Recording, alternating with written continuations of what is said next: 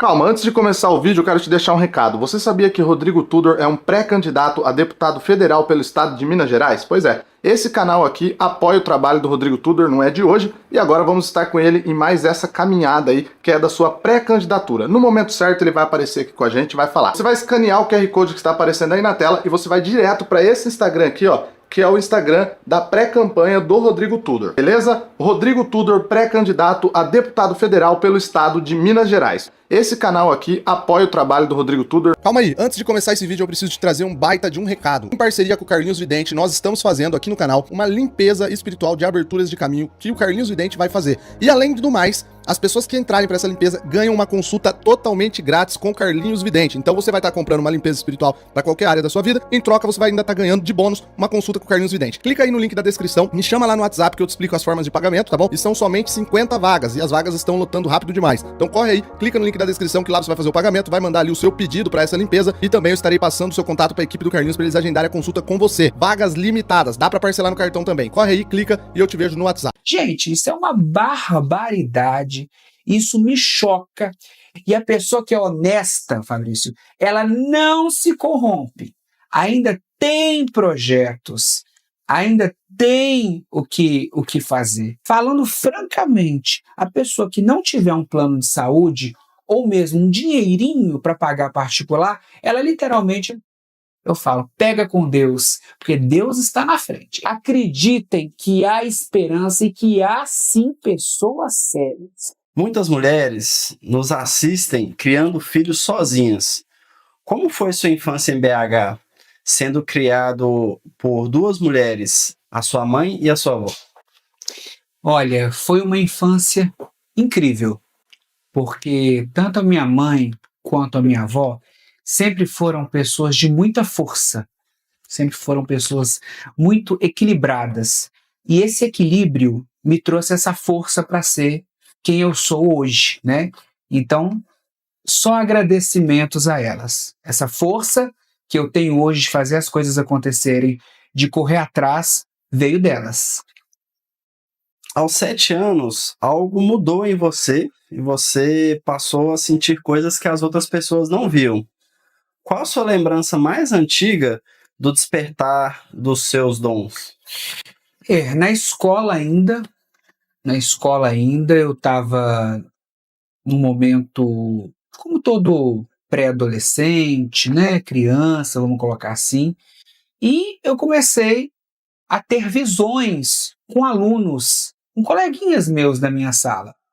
E como sempre fui muito realista, verdadeiro, eu comecei a falar.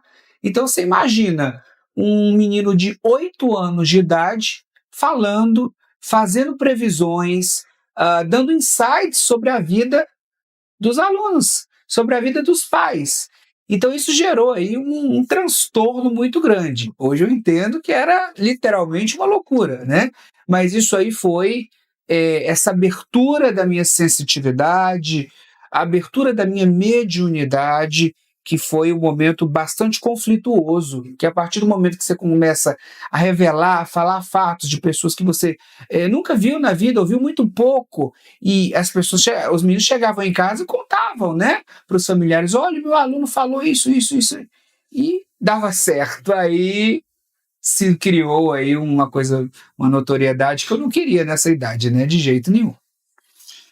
E a sua família, ela era uma família tradicional, mineira. Sim. A sua mãe, sua avó, de muita fé. Como foi a recepção que elas tiveram relativas a esses dons que apareceram? Importante mesmo falar, sou nascido em Belo Horizonte, né? Estou aqui a vida inteira. Eu acho que a energia daqui é muito forte. Sempre tive oportunidades para estar em outros lugares, estar em outros estados, né, em outros países também, mas eu sempre amei Minas Gerais, isso é de verdade, quem me conhece sabe que é óbvio, né, que propostas eu tive, muitas, enxurradas. E nessa época aí, a minha mãe e minha avó se assustou muito, né, porque eu estava sendo criado com uma carreira já direcionada ao direito, a minha mãe é advogada, brilhante, e vem muito dela esse lado desse respeito pelos valores que eu realmente tenho, que eu realmente luto por isso, que eu não aceito esse tipo de injustiça que ocorre hoje em dia. Então, nessa época, um menino que estava já com uma carreira já praticamente idealizada para trabalhar com justiça, com o lado jurídico, ser promotor, ser juiz, então quer dizer, ter essa virada e eu acabar caminhando para um lado espiritual, de receber milhares de pessoas, chocou muito, né? Chocou muito. Nessa época, inclusive, eu visitei psicólogos, entendeu-se que era um dom e não tinha o que fazer. Para as pessoas que te acompanham, como você explica a sua ligação, essa sensibilidade com o divino, né? Com Deus? Olha, é muito forte essa energia, porque o meu público, ele é de todas as religiões. Para você ter uma ideia, eu tenho pessoas evangélicas que me acompanham, eu tenho budistas que me acompanham, católicos que me acompanham. Então, eu sempre acreditei e acredito piamente que Deus é um só, sabe? Eu acho que independente da sua religião, Deus é um só. Ele tem as manifestações dele, né? Então, cada um com a sua crença, a qual a gente tem que respeitar. O Brasil é um estado laico, né? Então, acho que a gente tem que respeitar, combater as discriminações religiosas, mas a conexão é muito clara. Eu acho que Deus está em todo lugar. Se eu estou na minha casa acordando, é graças a Ele. Se eu estou na praia vendo o pôr do sol, é graças a Ele. Se eu estou né, acordando, respirando, é graças a Ele. É uma coisa, é uma conexão muito forte, é tudo. Eu acho que as pessoas precisam sim de acreditar que existe alguma coisa, que a gente não estaria aqui se não tivesse uma força muito maior. Essa força é Deus, né? Trazendo aqui para o lado do seu trabalho na Itatiaia, Sim. você trabalha lá há muitos anos, e você ouve histórias de muitas pessoas que mandam mensagens para você, né? Para ser, vamos dizer assim, um confidente do povo. Isso. E o que isso te ensinou sobre as dores das pessoas reais? É, verdade. E são muitos anos da Itatiaia, né? Eu trabalhei lá muitos anos à tarde, depois agora eu fui para o programa da manhã, e o meu público me acompanhou. E também o público da televisão. E sempre assim, né? E essa parte de ser um confidente, e as pessoas têm essa facilidade de falar comigo, em primeiro lugar, a discrição, o respeito e a credibilidade são número 1 no meu trabalho. Então, se a pessoa me conta, confidencia alguma coisa a mim, isso está comigo. E ponto. Não existe, né, esse tipo de informação ser passada para um terceiro, para um segundo, enfim. Jamais. É confidencialidade absoluta e total. Por isso que eu tenho essa confiança. E vivendo isso diariamente, a gente vê as dores das pessoas. É um dos polos que me trouxe a ser atualmente um pré-candidato, a querer entrar na política. Porque eu vejo enxurradas de problemas, sabe, Fabrício? Muitos problemas. Problemas de ordem pessoal, problemas de saúde, e problemas que muitos são insolúveis, mas para muitos tem como fazer, tem como ajudar. Então eu me sinto assim honrado com o carinho das pessoas, não só na Itatiaia, mas assim, às vezes a pessoa pergunta, mas você nunca recebeu críticas? Recebo, mas não é dessa forma. Em todos os lugares que eu vou, as pessoas me param para me abraçar, para tirar uma dúvida, para confidencializar algo a mim, para pedir uma opinião. Então é um comportamento totalmente diferente. Do shopping, às escolas, ao aeroporto, é sempre muito carinhoso. E o que eu entendi é que as pessoas precisam dessa força, de alguém para poder falar, para desabafar. Não que eu seja o dono da verdade, não é isso. Mas as pessoas precisam de desabafar. E além de desabafar, eu falo, mesmo que eu não dê conta de resolver aquela questão, eu falo, pega com Deus, porque Deus está na frente. Ele me capacitou e vai capacitar cada um de vocês para resolver seus devidos problemas, né? No ano passado, você viveu problemas de saúde, viveu um momento de vulnerabilidade. Sim. O que aconteceu e algo transformou em você a partir dessa experiência? Olha, quando eu tive essa questão de saúde, eu fiquei muito pensativo, tá? Porque a gente que trabalha o dia inteiro, cuida das pessoas, a gente não tem nem tempo para cuidar da gente mesmo, né? Então a verdade é essa. Então me vi numa questão de saúde um pouco delicada, né? Fui extremamente bem tratado pelas pessoas às quais eu fui, porque tinha um plano de saúde, né? Mas aí eu vi a dificuldade, a dificuldade que é a marcação de um exame, a dificuldade que é conseguir realmente um médico que seja, vamos colocar assim, pontual naquela questão que você está vivendo, que seja assertivo.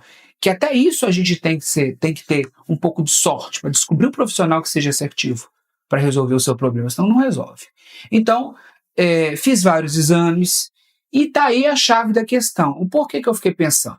Falei, gente, eu fiz tanto exame, eu passei por tantos médicos, eu comprei tantas medicações, e aí chegou a acender uma luz, coisa que eu já pensava, que eu já tinha ideias. Eu falei, gente, se está sendo essa dificuldade para mim, que tem um plano de saúde, vamos colocar assim, mais ou menos bom, imagina para quem não tem nada, né? Para quem não tem plano nenhum, para quem depende do SUS. A gente sabe que o SUS tem médicos formidáveis, mas demora. Daí a minha pergunta: como que faz uma pessoa que está precisando de uma colonoscopia, que demora 6 meses pelo SUS, uma pessoa que está precisando de uma ressonância magnética, 6 meses, e tem relatos de clientes minhas que falaram que estão esperando há anos. Tem gente que espera 1 ano, 2 anos.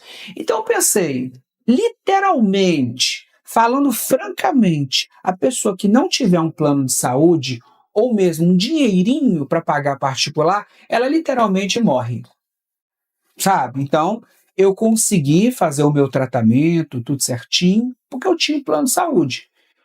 Não estou aqui falando mal do SUS, mas demoraria se eu fosse pelo SUS. Então, eu comecei ainda mais me colocar de verdade. As pessoas sabem que eu não tenho necessidade nenhuma de mentir. Eu comecei a me colocar ainda mais no lugar das pessoas, do povo. E, inclusive, é bom emendar, falar o seguinte: a vida inteira, mesmo como astrólogo sensitivo, eu sempre encaminhei pedidos de cirurgias, exames, com pessoas muito queridas, para vários hospitais. Quem me conhece sabe. Então, a minha meta, a minha base, mesmo nunca trabalhando com política, foi sempre encaminhar para amigos, conhecidos políticos que ajudavam essas pessoas. Eu entendo que a saúde é a base principal de qualquer ação política. Principal e total. Nenhum dinheiro paga. É a saúde. Com essa experiência que você teve, né, o que te motiva a ajudar essas pessoas com o SUS, né, para que ninguém morra, como você falou, esperando um atendimento? Olha, amigo, eu acho, meu posicionamento é de quem está lá tem que agilizar as questões. Porque eu falo, tá? Lembrando que isso não é campanha, eu falo porque eu tive lá. O público sabe que eu atendo pessoas de Brasília há muitos anos. Atendo, como atendo qualquer um, eu atendo. E eu sei que dá para fazer se eles quiserem. Dá para agilizar, dá para fazer uma série de movimentos focados na área da saúde. A gente paga tantos impostos, né? Tem tanta verba aí que pode ser destinada a coisas decentes, né? A hospitais, é tanta coisa que pode ser feita. O meu posicionamento é que não fazem porque não querem. Isso eu como cidadão. Eu penso que assim, se quiser, faz. Enfrentar essa doença, na sua visão, foi um empurrão espiritual que faltava para você perceber a situação das pessoas e que você poderia ajudar mais? Totalmente. Totalmente. Que uma coisa é você ouvir, você ajudar, você opinar, e outra é você se ver naquela situação.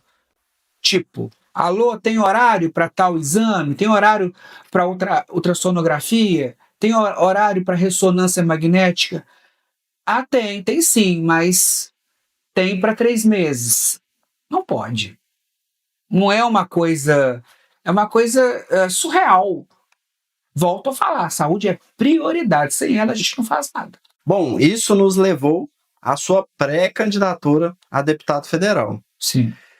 Você tem uma vida estável, tem reconhecimento, então por que entrar no meio da política? Olha, Fabrício, a minha conclusão é que a vida estável e o reconhecimento não vale nada. Não vale absolutamente nada se você não ajuda as pessoas. Não vale absolutamente nada. Todo mundo sabe que realmente eu não preciso, tanto um dos pontos que o político é muito mal visto, né? Você começa a falar da sua pré-candidatura, o pessoal já te olha até torto assim. E não é assim, né? Tem pessoas que eu costumo falar, ainda tem projetos, ainda tem o que fazer.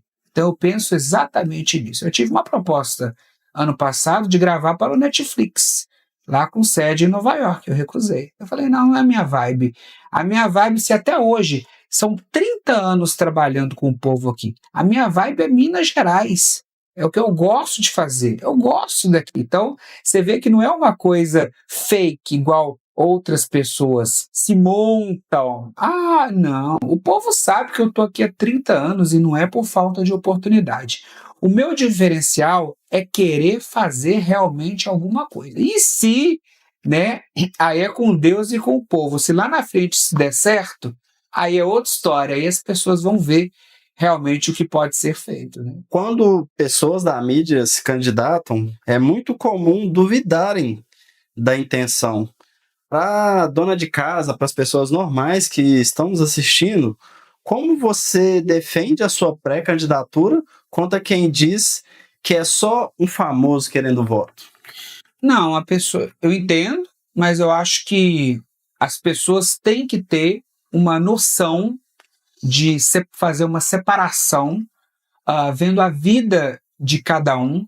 Eu, por exemplo, eu já tive inúmeras oportunidades, convites para divulgar bet, convites para tudo você imaginar. Não, eu não faço nada disso.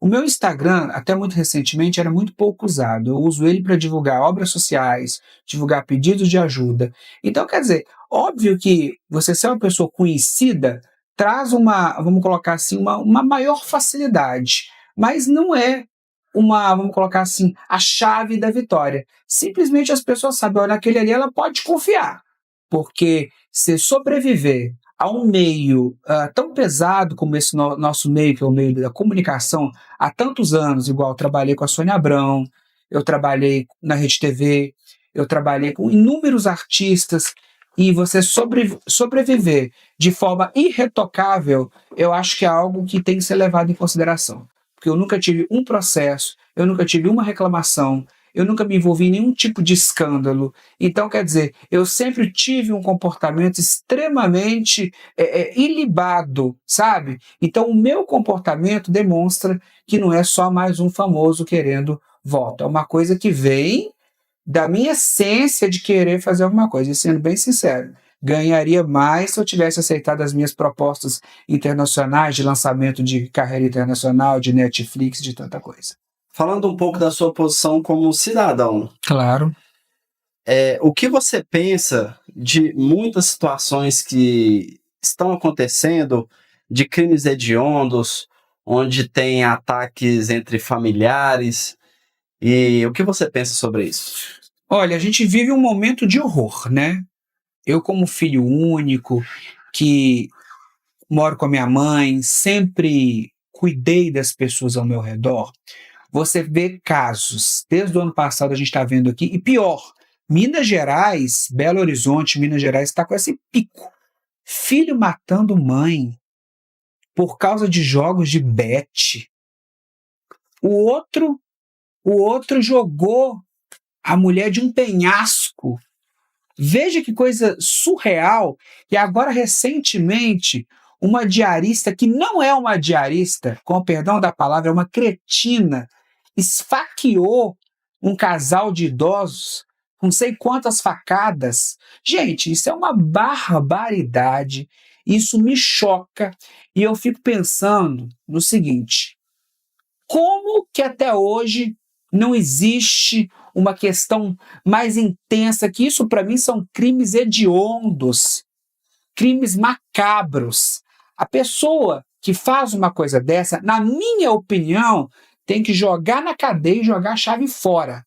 Por isso que eu gosto da tolerância zero que a gente tem nos Estados Unidos, que foi lançada pelo Rodolfo Giuliani lá em Nova York, que foi prefeito de Nova York, que é exatamente isso. Lá em Nova York, a criminalidade, pelas minhas leituras, diminuiu muito quando esse prefeito assumiu lá. Por quê? Porque colocou a tolerância zero.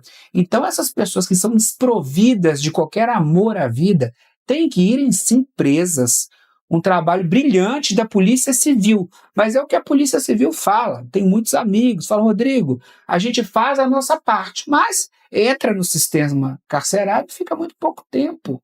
Então, o que eu acho é que esses crimes bárbaros, desculpa, não tem perdão. Não tem perdão para o filho que mata a mãe, não tem perdão para o outro que joga a mulher do penhasco, não tem perdão você esfaquear uma pessoa. Isso são bichos, nem bichos, são coisas que têm que assim, ser extirpadas da sociedade. E sabendo que você ajuda muitas mulheres, atende muitas mulheres, o que você pensa sobre a violência contra a mulher e esse momento que a gente tem vivendo? Sim, momento muito difícil. Eu recebo muitas clientes que me contam muita coisa, né? E como eu te disse anteriormente, às vezes eu tenho vontade de eu mesmo denunciar, mas eu não posso, né? A lei que me rege também é a confidencialidade, não só a lei, o meu rigor também de ouvir e me calar. Mas eu sempre dou opinião. Se você está apanhando, se você está sendo ameaçada, denuncie. A mulher tem que denunciar. A mulher não pode viver esse tipo de situação. E você não acredita. Cada caso que eu já ouvi, não é falar que as pessoas acham que a violência, principalmente contra a mulher, acontece só em casos de famílias simples. É cada caso que você não acredita, de famílias empoderadas, de famílias de médicos, de famílias assim, de ótima condição social. Então, quer dizer, aí eu acho que tem que ampliar muita coisa, eu acho que tem que aumentar a pena, e assim, tem que ter essa rede de sustentabilidade que já existe pela Polícia Civil, mas tem que intensificar tudo isso, porque a mulher tem que conseguir fazer a denúncia e depois ela precisa de uma sustentabilidade, que muitas vezes ela denuncia, tem que sair de casa, ela vai viver de quê?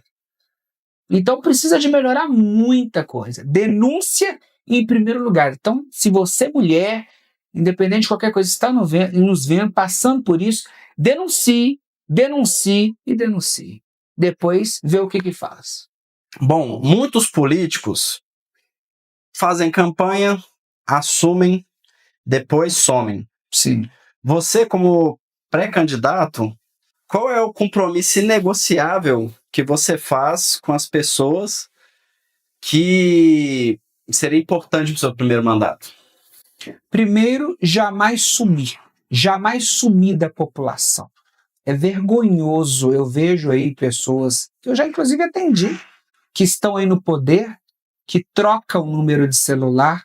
Isso aí é um lixo, é uma vergonha, porque para qualquer um que ganha, se você ganhou é porque alguém te deu, né, o seu voto de confiança. Então isso é inegociável, né? Eu acho que assim, e as pessoas já me conhecem, eu estou há 30 anos no mesmo lugar, e não é agora que eu sumiria, né, num cenário aí futuro. Eu acho que isso é inegociável para qualquer político. Segundo, combate à corrupção, porque eu acho que assim, tudo isso aí, todo esse dinheiro que envolve, que as pessoas acham que as pessoas estão entrando na política por causa de dinheiro, não é isso. A gente sabe que tem lá muito roubo, mas eu acho que a pessoa tem que entrar para fazer a diferença. E a pessoa que é honesta, Fabrício, ela não se corrompe. Não adianta. A pessoa que ela é honesta, a minha visão de mundo, de pessoas que eu já atendi, de tudo que eu já passei, de tudo que eu já tive, a pessoa que é honesta, ela não se corrompe. Então, quer dizer, você nunca pode desabonar quem te apoiou. Então, qualquer possível mandato, qualquer coisa que vier, o povo está em primeiro, está em segundo, está em terceiro lugar. Não tem como. E total combate a esse tipo de corrupção. É não a corrupção. De verdade. É muito dito que a política tem uma energia muito pesada. Sim. Então, você teme que o ambiente de Brasília, que as movimentações políticas afetem de alguma forma a sua visão espiritual sobre o mundo? Olha, amigo, pesado mas eu costumo fazer uma parábola, um paralelo. Às vezes você vai numa boate, está todo mundo ali bebendo. Eu falo, eu não bebo. Sinto muito, mas eu não bebo. Não bebo mesmo. Então, quer dizer, eu acho que tudo é a índole da pessoa.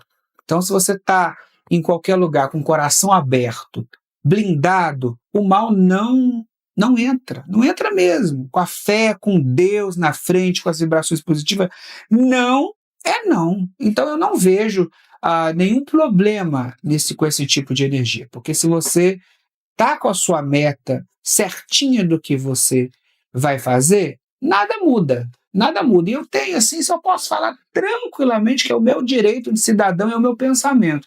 Eu penso assim, se porventura um dia eu chegar lá e eu ver que, de alguma forma, a coisa está tão contaminada, sabe o que eu faço?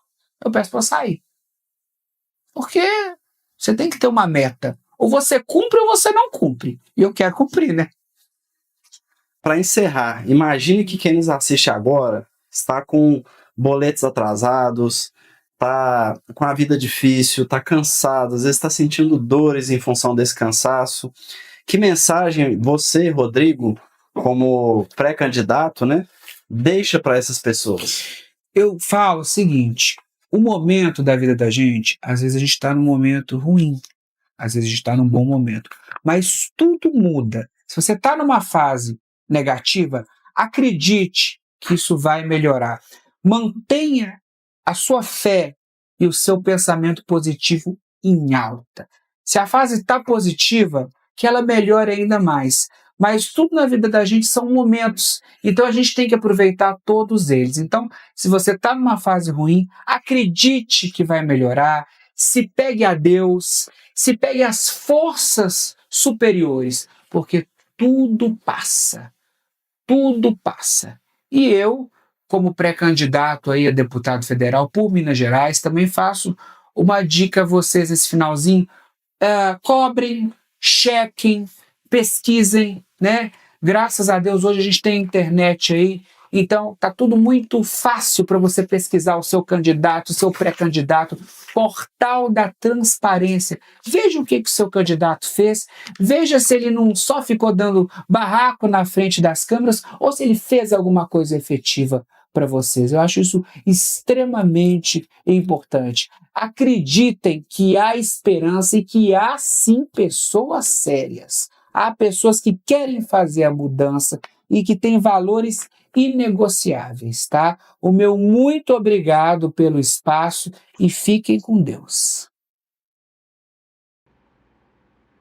E aí, gostou do vídeo? Então já chega naquele like, que isso mostra para o YouTube que você gostou e faz com que o YouTube mostre para cada vez mais pessoas. Inscreva-se no canal se você é novo por aqui, compartilhe esse vídeo nas redes sociais, ative o sininho das notificações para não perder nenhum vídeo que nós lançarmos aqui no canal. Um abraço e até a próxima.